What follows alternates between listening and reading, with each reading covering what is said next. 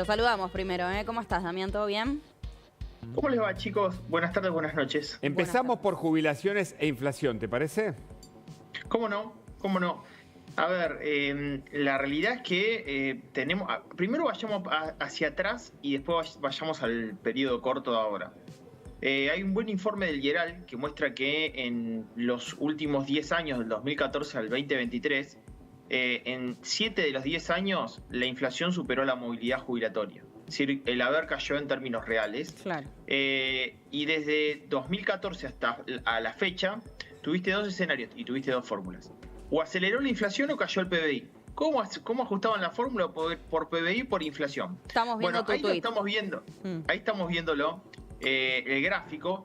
Y ahí van a ver que desde 2018 hasta ahora, los haberes perdieron poder adquisitivo en términos reales. Barra roja tiene que ver con, efectivamente, la inflación. Y la azul con movilidad. Es muy representativo el gráfico. Ven que barra roja en todos los años, desgraciadamente, le gana la movilidad, que es la barrita azul muy de visual. cada uno de los años. Muy clarito. Absolutamente visual. Desgraciadamente, es la radiografía del bolsillo de los jubilados en Argentina, que no vienen pegándola ningún año.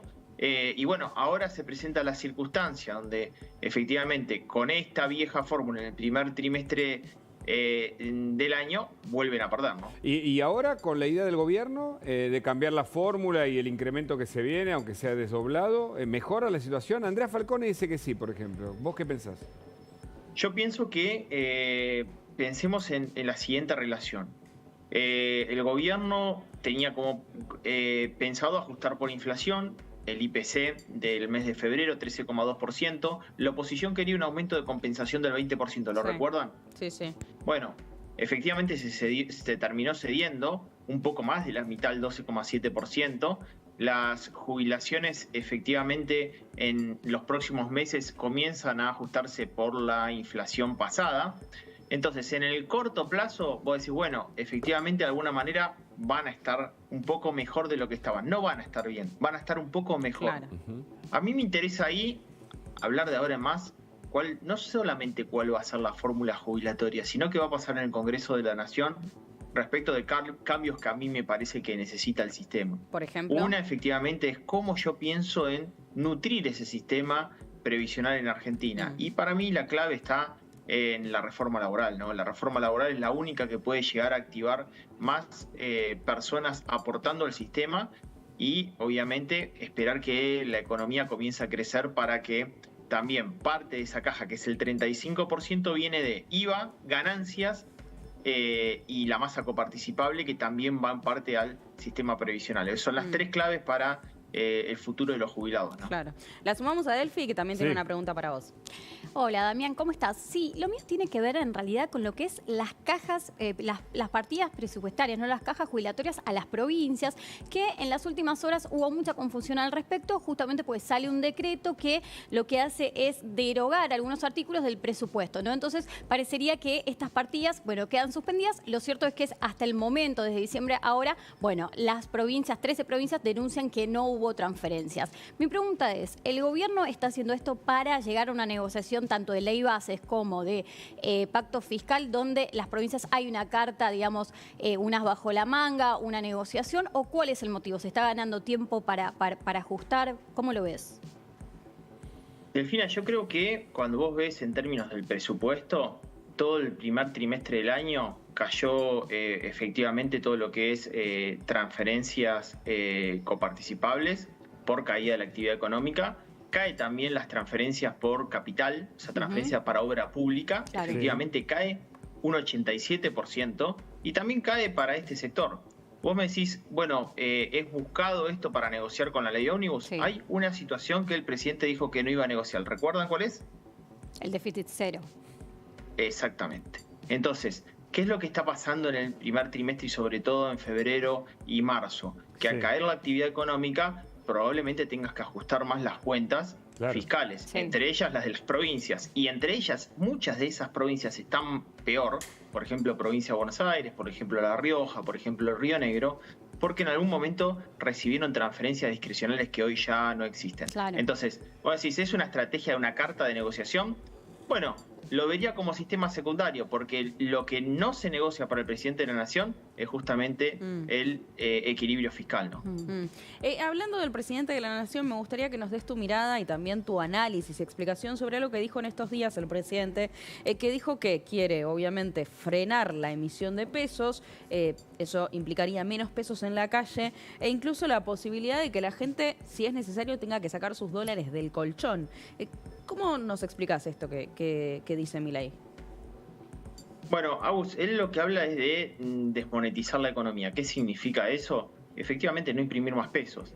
Hasta ahora venía imprimiendo pesos para, digamos, acumular reservas en el Banco Central de la República Argentina. Las liquidaciones sí, efectivamente, le van a generar alguna impresión de pesos. Hasta ahora, Luis Caputo, el titular de la cartera de Economía, utilizó una aspiradora total, Boprial y otros títulos de deuda. Claro. Por lo cual, hoy el problema que tenés es que no hay pesos en el mercado. ¿Y eso mi amigo, cómo impacta en precios? Para hablar ya un poco más de la economía doméstica.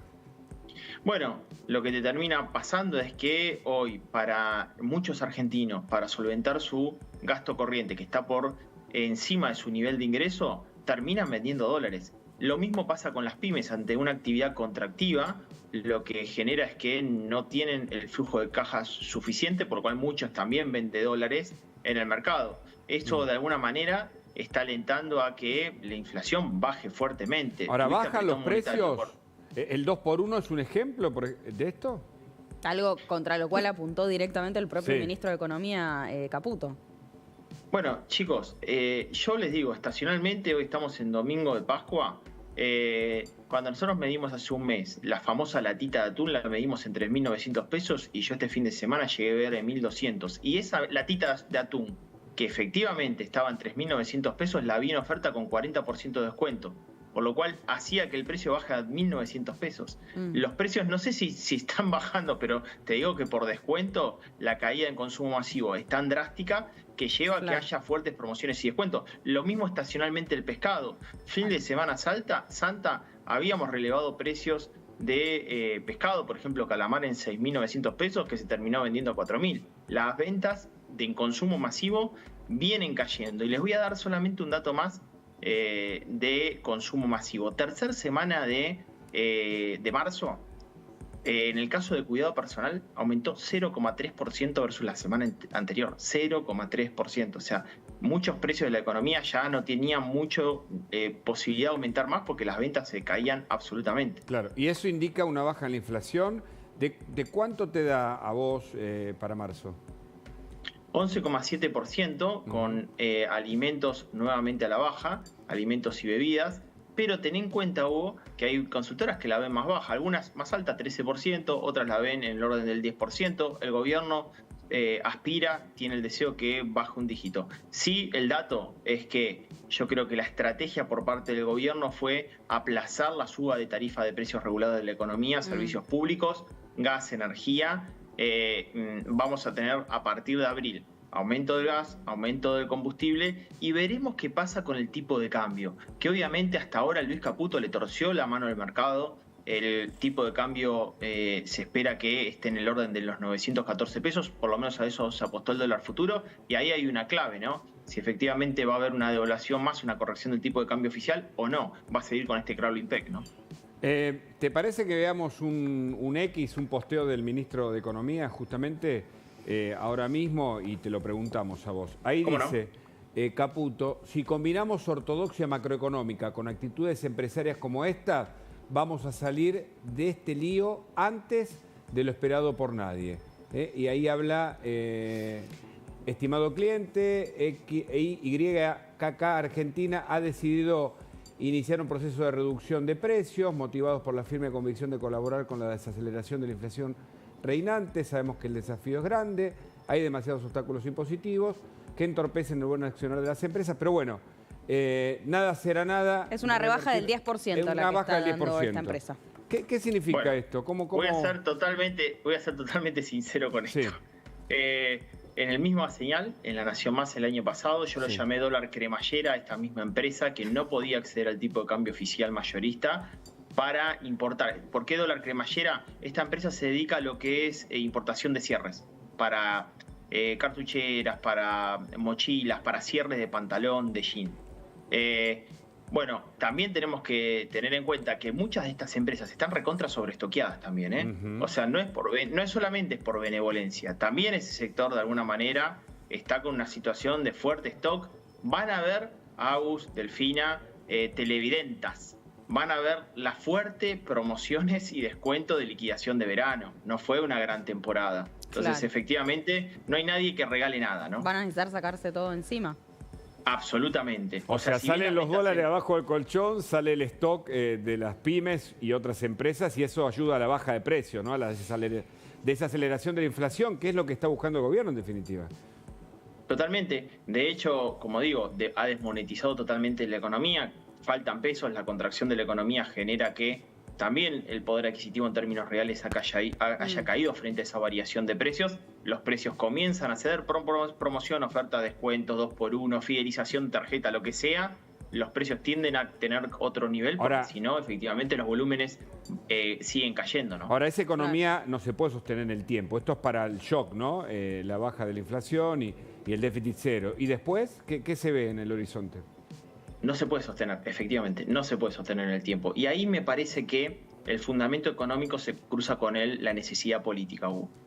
Yo creo que la ley bases y el pacto 25 de mayo es muy importante para alentar a la inversión privada. O sea, vos imagínate que en esta estrategia del gobierno de motosierra, más licuadora, más bicicleta pasando pagos al año que viene para que efectivamente no presionen ahora frente a la variación de precios en la economía, más aspiradora, yo llamo economía en modo electrodoméstico, esta estrategia de 4 herramientas para efectivamente traspasar este momento que estamos viviendo tiene que venir acompañado de la inversión privada y la recuperación de la actividad económica. Ahora yo les hago la pregunta a ustedes, es clave que efectivamente haya un impulso que dinamice efectivamente la ley bases, o sea, que le dé previsibilidad al sector económico en Argentina, ¿no? Te quiero mostrar, Damián, hablando de los precios, este bot que nos va mostrando justamente los productos que más redujeron su precio en el mes de marzo. Y son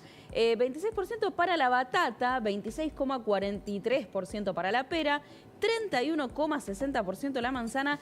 Y esto me sorprende mucho porque venía en franco ascenso, 36,67% el café. Estos son productos que ya han reducido sus precios. ¿Por qué estos productos son los que redujeron tanto sus precios? Muchos son estacionales, ¿no? En el caso del café el nivel de precio estaba muy elevado. Yo creo que ahí también hay una situación estacional estructural del mercado. Sí. Exactamente, había subido muchísimo. No está exento, digamos, el precio del café que vuelve a subir por cuestiones estacionales también. Hay problemas en el valor de la tonelada de café en el mundo, pero yo creo que muchos de esos precios, es más, yo te digo que cuidado personal y limpieza también están con fuertes bajas, Agus. En el mes de febrero, cuando la inflación en promedio había sido 13,2%, por ejemplo, pañales había aumentado 24%, desinfectantes había aumentado 40%, lo que es jabón en polvo había aumentado en el orden del 30%. Bueno, hoy esos precios son efectivamente los que están corriendo a menos de un dígito en todos los casos. Pero es verdad que todos te lo ponen como una oferta, ¿no? O sea, no es que el producto vos lo ves con un precio menor en la góndola, sino como una oferta. O sea, yo lo vi, por ejemplo, en el café, ¿no? Que lo vi al precio de hace 2 meses, 3 meses y me sorprendió mucho el café que solía comprar, que la verdad dije, no lo compro más, se había ido a un precio exorbitante y de repente lo vi al precio de hace 3 meses, pero era una oferta especial que tenía como 40% de descuento, mucho de ¿no? Eso, ¿no? Claro. ¿Siempre viene acompañado de oferta especial o en algún momento las góndolas van a decir, listo, no, este es el precio oficial, bajamos?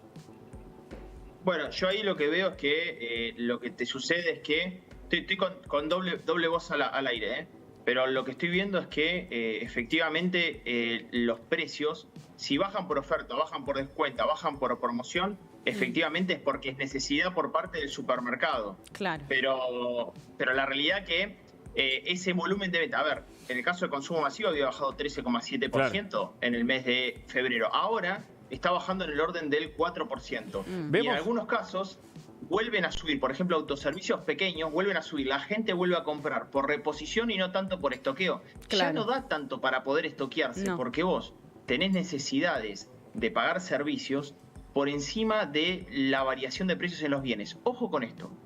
Escuchen bien esto.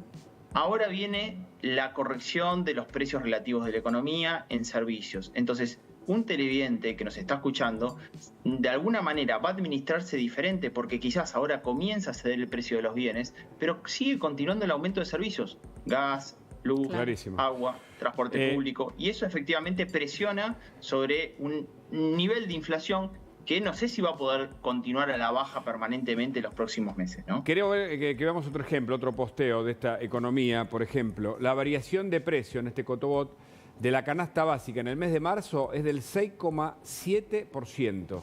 ¿Qué opinas de esto, Damián? Coincido plenamente, son los datos que nos dan a nosotros, incluso nos dan más baja, canasta básica fuertemente a la baja. Mirá, alimentos tercer semana de marzo 1,4% frente al anterior. Bebidas 2,9% frente a la anterior semana y limpieza 2,9%, cuidado personal 0,3%. Canasta básica disminuyendo fuertemente. Es preocupante, ¿saben por qué? Por cuál es el dato colateral de una reducción tan fuerte de la canasta básica. Que en Argentina, el primer trimestre del año, además de los números magros que vimos sobre el nivel de pobreza e indigencia, efectivamente se estaba incrementando, porque esa es la colateral de ese dato. O sea, si la canasta básica estaba muy elevada, muchas personas no podían acceder, detrás de la canasta básica y alimentaria, efectivamente está la indigencia. Detrás de una canasta básica total está la pobreza. Te quiero mostrar el video de un colega nuestro que fue al supermercado Tomás Díaz Cueto y estuvo viendo a ver si los precios efectivamente bajaron o no. Mira, esto es lo que se encontró. ¿Bajan los precios o no bajan los precios? Mira lo que está pasando. Papitas Lay's, 1.350 mangos, casi la mitad. Ahora sí la llevo. O bajan el precio o se las meten en el locote. Con los vinos también pasa algo parecido, mira. 40% por unidad, 40%. Oferta. Por lo menos en snack, en vinito está pasando, ¿eh? ¿Querés armarte una picadita? También podés. Ramón, todo. Está todo bajando. 6 gambas bajó, boludo. Cito rallado. También en oferta. Otras 7 gambas casi. Los quesitos cremosos también. De 4.400 a 2.900. Se le vence a fines de abril. Lo venden o se los meten en la cuna. Tenés oferta los choris. Para ustedes que les gusta el chori, casi media luca menos, papi. ¿Qué pensás? Bueno, este era un video que subía a sus redes nuestro compañero Tomás Díaz Cueto, encontrando ofertas, ¿no?, en el supermercado con variaciones de precios ya de 600, algunos 1.000 pesos, 1.500. Bueno, una cuestión es la variación de precios, otra cuestión es el nivel de precio. Hoy lo que está sucediendo en el mercado es que el nivel de precios de muchas cadenas todavía tienen un nivel de precios muy alto. Bueno, lo están bajando. Cuento 3 datos sobre esos interesantes respecto del mercado, de lo que está pasando en la dispersión de precios. La distorsión de precios en el mercado sigue existente. Es distorsión de precios. Por ejemplo, un arroz, primera marca, los analizamos en 3 cadenas. O sea, el mismo trabajo que hizo él, pero analizado en 3 cadenas. La diferencia de punta a punta entre una cadena y otra, supermercado como el que la que estaba analizando él, es del 43,9%. O sea, ese es el ahorro que puedes hacer entre una cadena que tiene el precio unitario, como lo mostraba él, y una cadena que te lo ofrece en descuento. Te paso otro caso que hemos analizado. En el caso de lentejas, la diferencia puede ser de 41,5% entre una cadena y otra cadena que efectivamente lo está ofertando, está promocionando esa categoría. Vino, misma etiqueta, de una cadena a otra 41,2% y asado tanto? De 27,6% de diferencia. Mucha ¿Cómo diferencia. se explica tanta diferencia?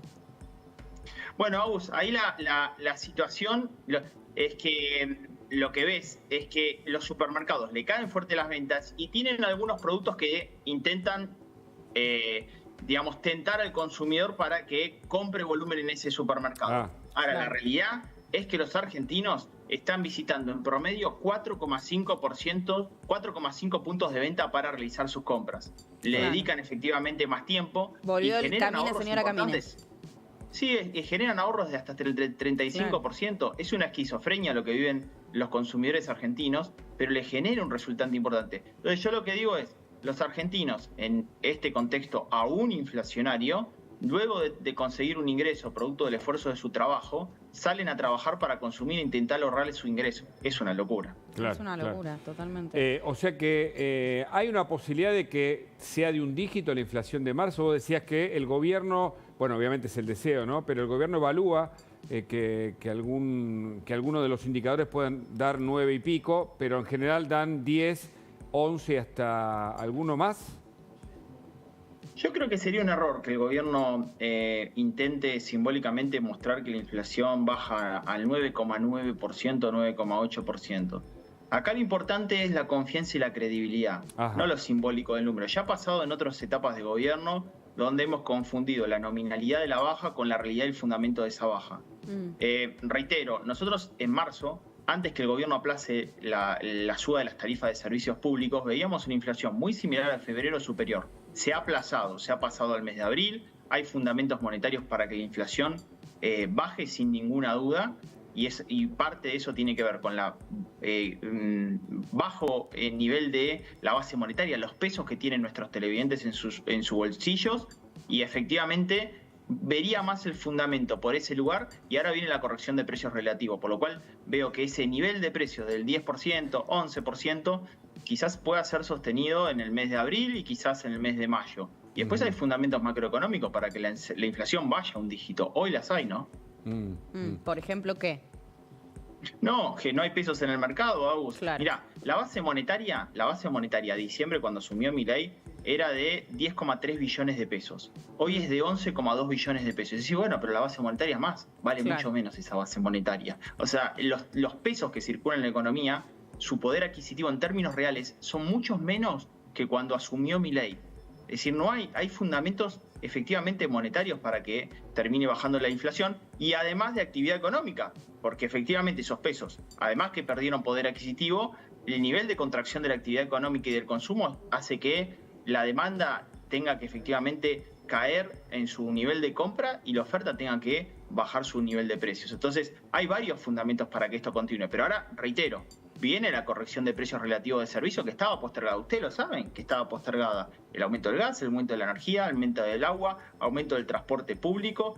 Ahora aumenta el combustible no por mercado, aumenta por el Estado, ¿saben? O sea, a partir del 1 de abril aumenta porque aumenta el impuesto a los combustibles líquidos en su tercera fase. Claro. Entonces hay todavía que corregir precios de la economía que todavía siguen impactando la inflación. Y tienen segunda ronda, porque cuando aumenta el gas, aumenta la energía, aumenta el combustible, aumenta el transporte de carga, aumenta la industria que consume ese gasto intensivo, aumenta la energía en el comercio y también termina pegando en precios. Totalmente. ¿Y el dólar? El dólar, ahí tenemos dos situaciones. Como decía Pachorra Sabela, año 2014 hay que pasar el Rubicón. El gobierno pasó el Rubicón. ¿Cuál fue el Rubicón? Fue diciembre, enero, febrero y marzo con un tipo de cambio efectivamente planchado. Ahora, ¿cuál es el gran desafío del gobierno? El gran desafío del gobierno es que viene la etapa de liquidaciones. ¿El campo liquida este dólar? Bueno, ¿qué es lo que generó hoy el dólar blend? Es 80% tipo de cambio oficial, que tuvo poca corrección, y 20% el contado con liquidación. ¿Qué pasó con el contado con liquidación? Bueno, está la brecha de la brecha, porque el paralelo está en 1030 y el contado con liquidación en 1150. Parecería ser que por ahora ese blend se sostiene. Hay dos herramientas que puede aplicar el gobierno en los próximos meses. Uno, ir directamente a un levantamiento del cepo, que parecería que se va a postergar hasta el mes de junio, o volver al dólar Fernet para darle al campo. ¿Qué sería un dólar Fernet? 70% el tipo de cambio oficial, 30% el contado con liquidación. El gran desafío, Hugo, es efectivamente nutrir de reservas el Banco Central de la República Argentina y que los argentinos tengan que sacar el colchón bank de sus hogares. Que gracias, Damián. Como lo dijo el presidente. Tenemos Damián, una comunicación. gracias, como siempre, te mandamos un saludo. Abrazo grande. Hablamos con el gobernador de Chubut, Ignacio Torres está en línea.